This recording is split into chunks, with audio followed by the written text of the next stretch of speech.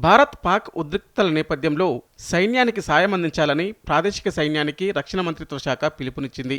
ఈ మేరకు గెజిట్ జారీ చేసింది. ప్రాదేశిక సైన్యం సేవలు ఉపయోగించుకునేందుకు సైన్యాధ్యక్షుడికి అధికారం ఉంటుంది. సైన్యానికి అనుబంధంగా ఉంటూ ప్రాదేశిక సైన్యం చేయూత అందించనుంది. గతంలోనూ సైన్యానికి ప్రాదేశిక సైనికులు సేవలందించారు.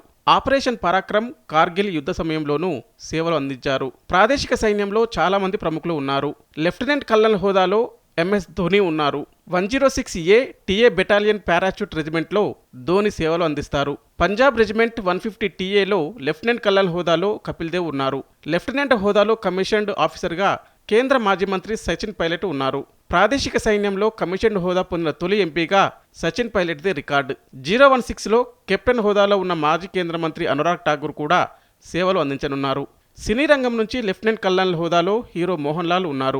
122 ఇన్ఫాంట్రీ బెటాలియన్లో భాగంగా మోహన్ లాల్ కొనసాగుతున్నారు.